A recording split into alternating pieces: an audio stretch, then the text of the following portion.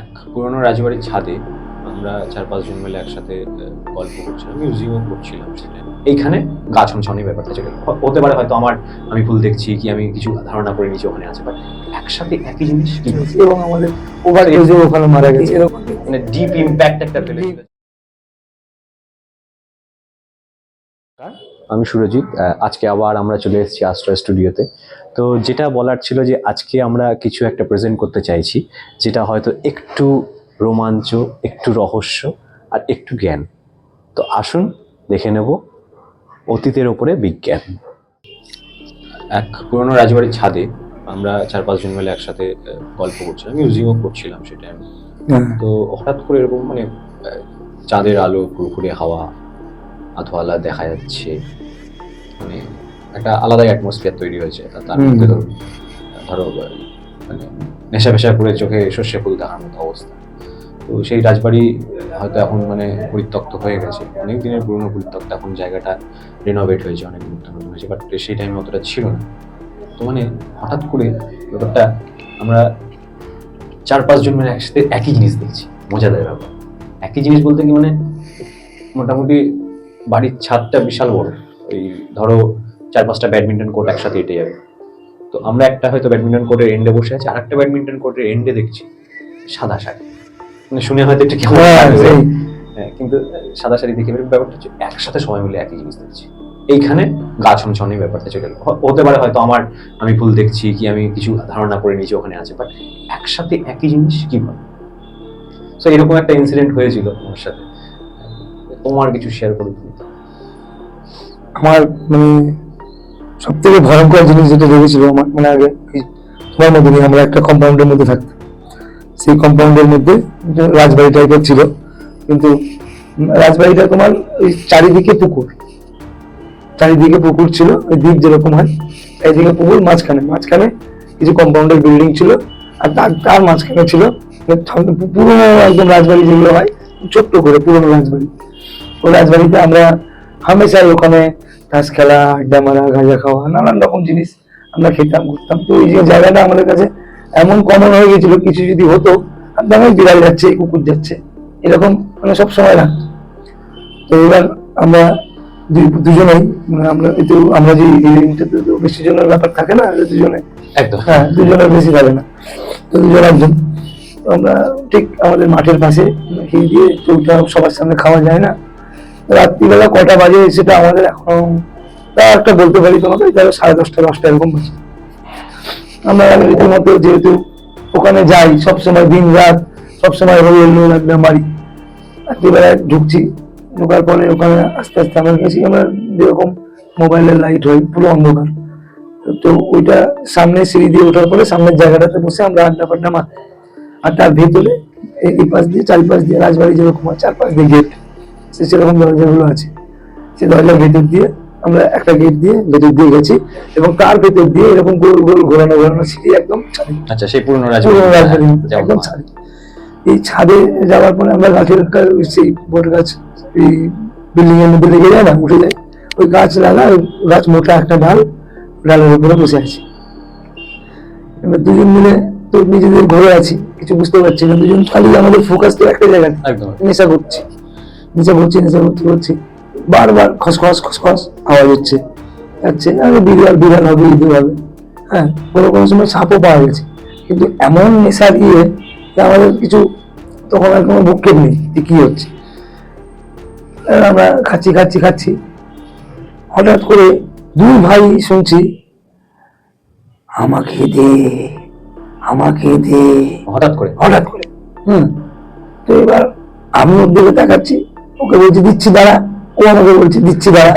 এবার দুজনের মধ্যে কিছুক্ষণ চলার পরে যখন প্রায় শেষের মাথায়, তখন ও যে বলছে আমাকে দে।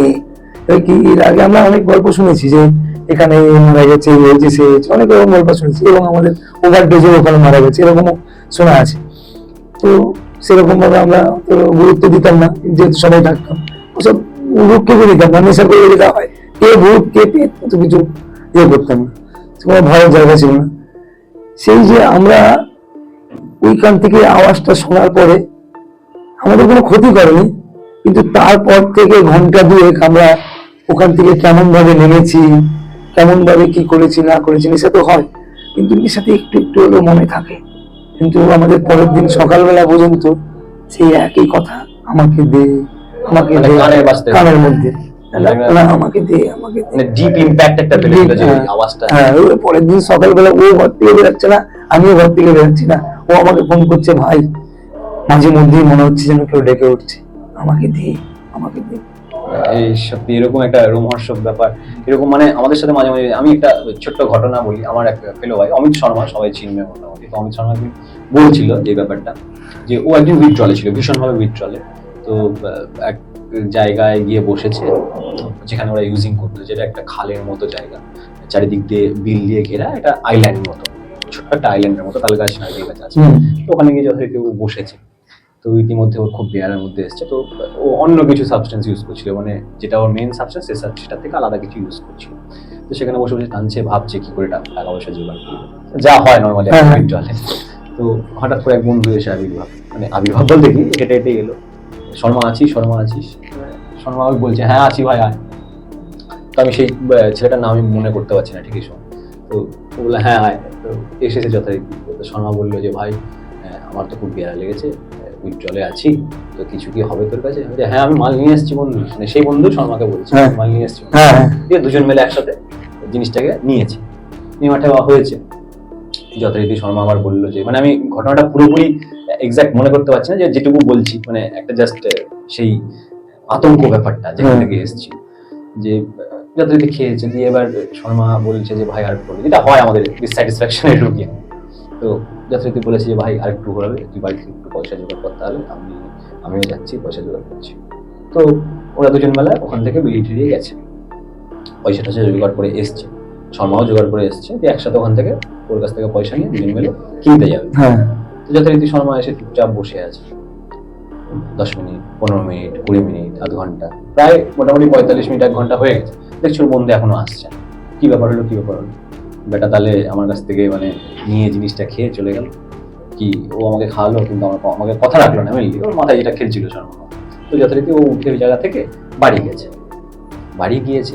দিয়ে কলিং বেল টিপেছে, মোটামুটি তখন বন্ধুটার বাড়িতে 9টা থেকে 9:30 হবে রাত্রি। তো কলিং বেল টিপেছে, জিজ্ঞেস করছে ও আছে? তো বাড়ির লোক মানে একেবারে স্তম্ভ, কি হলো কেসটা, কেন হলো, কেন এইবার এসছে এই বন্ধুটা? তোর কলিং বেল খুলে, তো বাবা দরজা খুলেই সাথে সাথে মানে চোখ বড় বড় তাকিয়েছে ওর দিকে।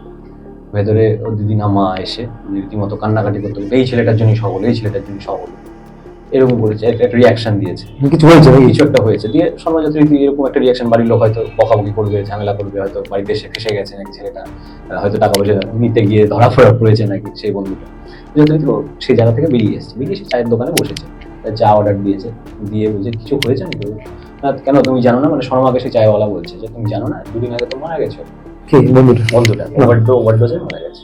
তো এরকম কিছু ঘটনা, যে শর্মা বলছে যে ভাই আমি বিশ্বাস করতে পারিনি নিজেকে, মানে আমি কি আদৌ ওখানে ছিলাম না আমার এটাই বিশ্বাস হচ্ছে না চায়ের দোকানে বসে, যে আমি যদি থেকেই থাকি তাহলে সে কে এলো আমার সাথে 1 ঘন্টা 2 ঘন্টা আগে, যে আমার সাথে ইউজিং করে গেল, সে বলছে 2 দিন আগে মারা গেছে, ওর কি করে সম্ভব? কোথায় যাচ্ছেন? এখনো তো গল্প শুরুই হয়নি, এটা তো সবে ট্রেলার ছিল। দেখতে থাকুন আমাদের নেক্সট এপিসোড।